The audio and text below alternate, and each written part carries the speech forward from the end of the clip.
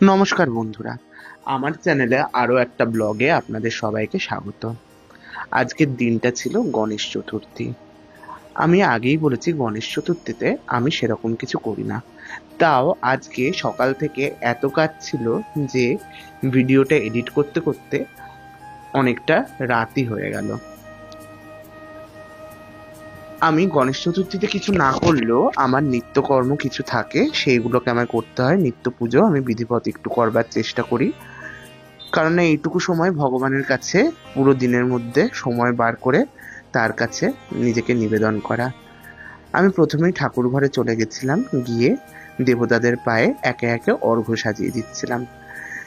শ্রী শ্রী মাতা অন্নদা ঠাকুরানী, মহাদেব, মঙ্গলচণ্ডী সবাইকে একে একে অর্ঘ্য দিয়ে দিচ্ছিলাম। ভালো করে ফুল দিয়ে সাজিয়ে তারপরে নিত্য পুজো শুরু করেছিলাম আজকে।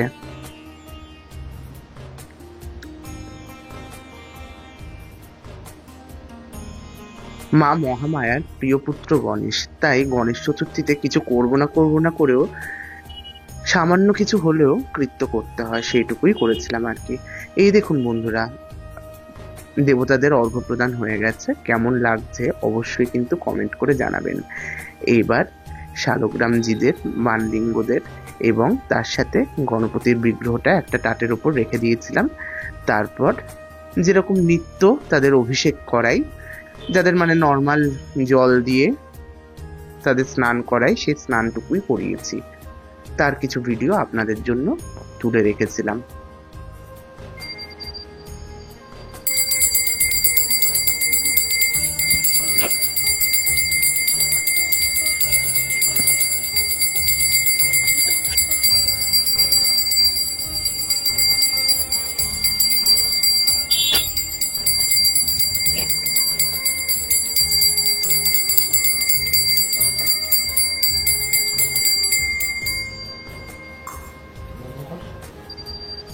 ओम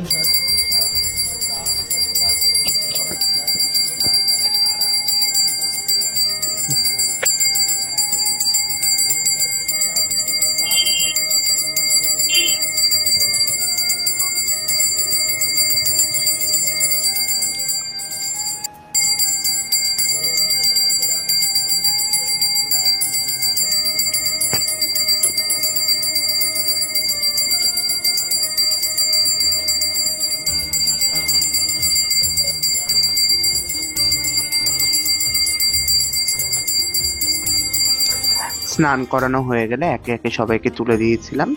তারপর শালগ্রামদের তুলসী অর্পণ করে তারপর তাদেরকে আসনে বসিয়ে দিয়েছিলাম, দিয়ে তারপর নিত্য পূজা শুরু করেছিলাম। এবারে আর নিত্য পুজোর সেরকম ভাবে ভিডিও করা হয়নি। একদিন ভাবছি পুরো নিত্য পুজোর ভিডিওটা আপনাদের জন্য করে এর মধ্যেই দেবো। আসলে এই মাসে আমাদের বাড়িতে অনেক কটাই ছোট ছোট করে অনেক কটাই পুজো হয়।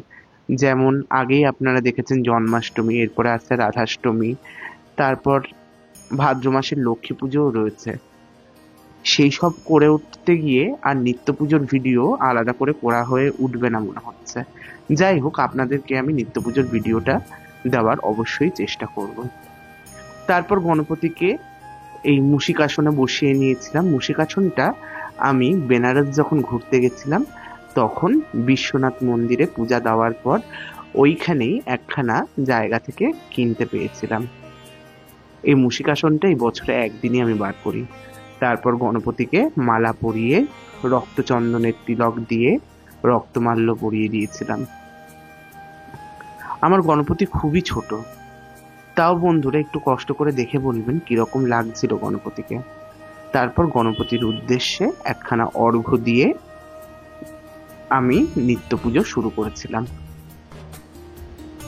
গণপতির ভোগে আজকে বিশেষ কিছুই ছিল না নৈবেদ্য হিসাবে, সামান্য কয়েকটা লাড্ডু, দই, জল আর পান দিয়েছিলাম। পুজো হয়ে যাওয়ার পর গণপতিকে নানান রকম ফুল দিয়ে সাজিয়ে দিয়েছিলাম। এই দেখুন বন্ধুরা, আমার গণপতিকে কেমন লাগছে দেখে কিন্তু অবশ্যই জানাবেন। খুব সামান্য আয়োজনে পুজো করা আজকে।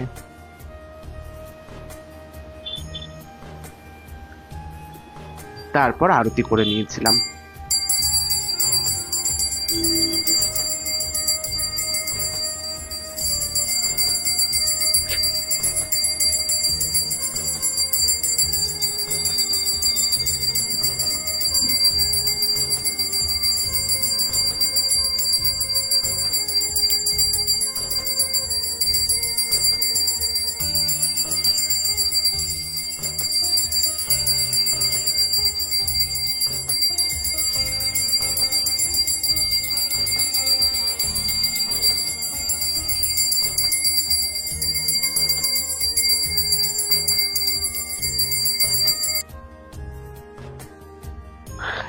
তারপরে দেখুন আজকে পুজো হয়ে যাওয়ার পর আমার গৃহ মন্দিরের দেবতাদের কেমন লাগছে।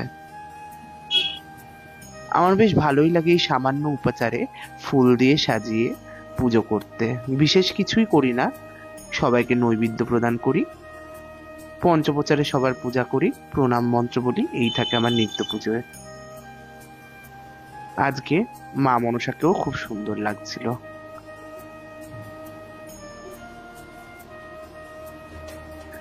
আজকে আমার অনেক জায়গাতেই নিমন্ত্রণ ছিল, তাই বাড়ির পুজো শেষ করে সেই সব নিমন্ত্রণ অ্যাটেন্ড করতে চলে গেছিলাম। আজকে কাজের জায়গাটা আমার ভাই সামলে দিয়েছে, ভাগ্যিস ভাইটা ছিল, নচেত যে কি হতো কে জানে।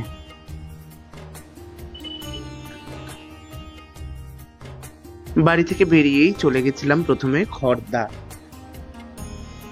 বাড়ি থেকে অনেকটাই দূর, কিন্তু তাও অটো করে চলে গেছিলাম আমার বন্ধু স্বপ্নজিতের বাড়িতে। ওর বাড়িতে আজকে জোড়া গণেশের পুজো, একটা কাঠের বিগ্রহ আর একটা পাথরের। গিয়েই দেখলাম ও তখন নারায়ণের স্নান সেরে তাকে শৃঙ্গার করছে। কি সুন্দর শৃঙ্গার করছে। ওর পুজোর সামান্য কিছু ভিডিও আপনাদের জন্য রাখলাম এর পরবর্তী অংশে। খুব গুছিয়ে যত্ন নিয়ে আর মন দিয়ে পুজোটা করে। দেখুন বন্ধুরা কিরকম লাগছে ওর গণপতিদের।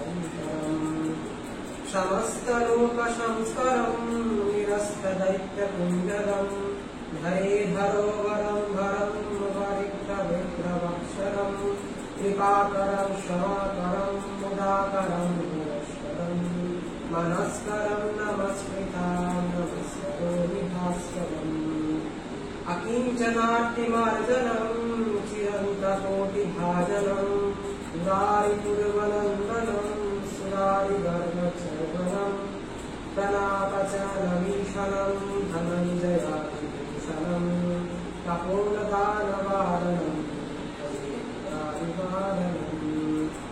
नितन्तकान्ददन्तकान्ति कान्तान्तरात्मजं अचिन्तरूपनन्तहीनानन्तरूपकरन्तरं हृदन्तरे निरन्तरं वसन्तमेव विलीनं त्वमेकदन्तमेव चिन्तयामि शङ्करं तते महागणेश पञ्चरत्न आदरे नमो नमः प्रजालपातिश्रावकरे संवृङ्गजाननः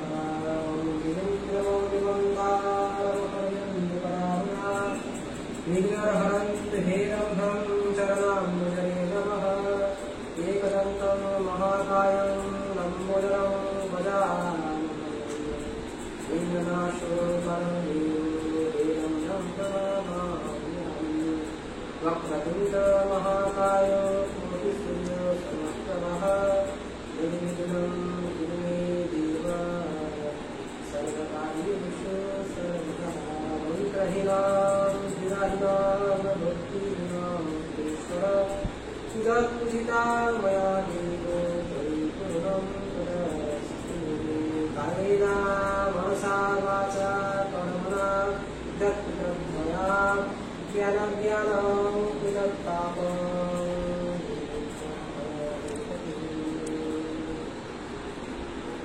विनायकं भक्तावासं समामित्यम् आयुर्कामार्थसिद्धये प्रथमं वक्रतुण्डं च एकदन्तं द्वितीयकं द्वितीयं कृष्णतुण्डाश्वं गजवक्त्रं चतुर्थकं लम्बोदरं पञ्चमं च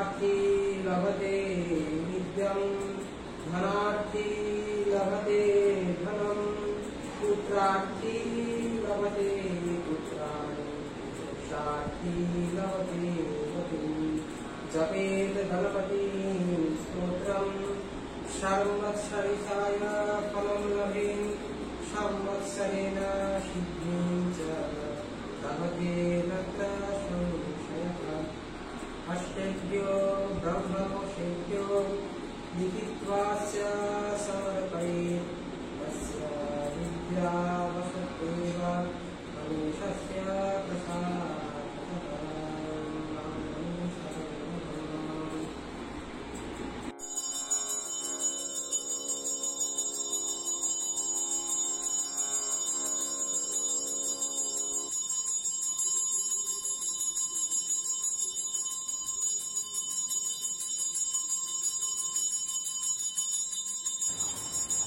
পুজো হয়ে গেলে ও যখন আরতি শুরু করলো, আরতির কিছুটা অংশ ভিডিও রেকর্ড করে নিয়েই আমি ওর বাড়ি থেকে বেরিয়ে গেছিলাম, কারণ না আরো এক জায়গায় যাওয়ার ছিল। আরতির কিছুটা অংশ আপনাদের জন্য রাখলাম, দেখুন। খুব সুন্দর লেগেছিল।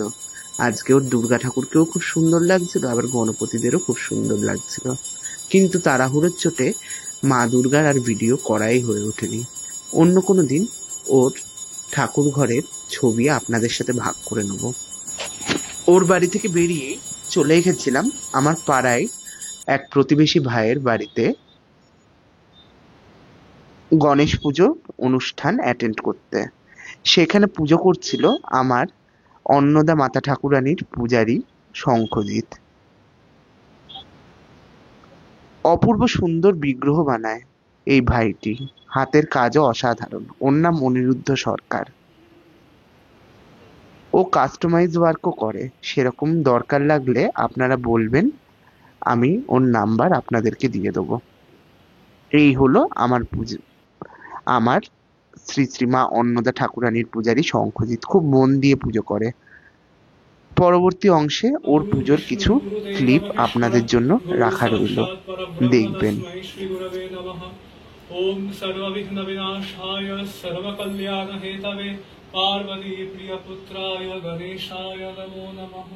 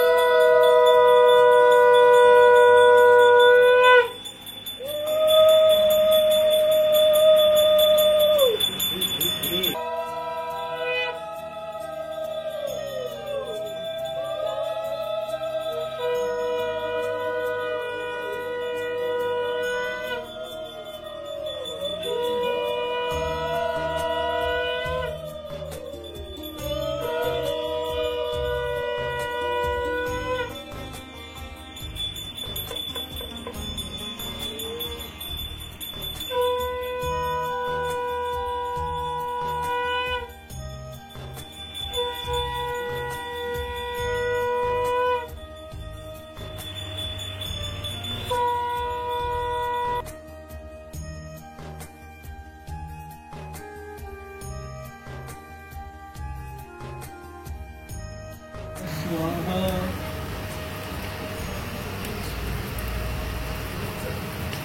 ओम श्री गणेशाय स्वाहा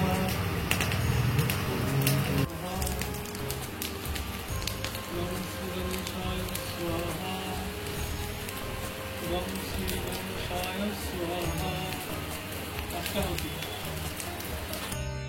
नारायणाय स्वाहा ओम दुर्गाय स्वाहा श्री दुर्गाय स्वाहा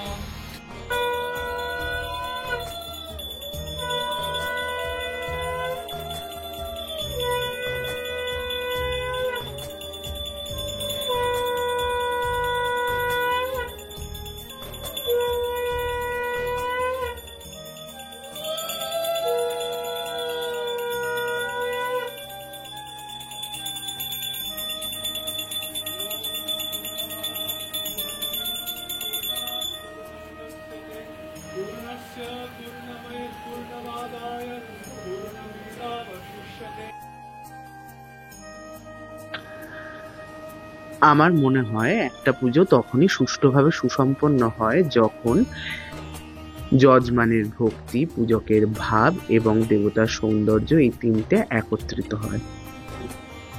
এই তিনটের মধ্যে যদি কোনো একটায় ছেদ পড়ে তাহলে পুজোর সুরটাও যেন কেটে যায়। আমার একটাই জিনিস বলার আছে সবাইকে, যে যেরকম ভাবেই পুজো করুন না কেন, পুজোর সময় পূজকের ওপর পুরোটা ছেড়ে দিতে হয়, নয় কিন্তু সম্পূর্ণ পুজোর ফল পাওয়া যায় না।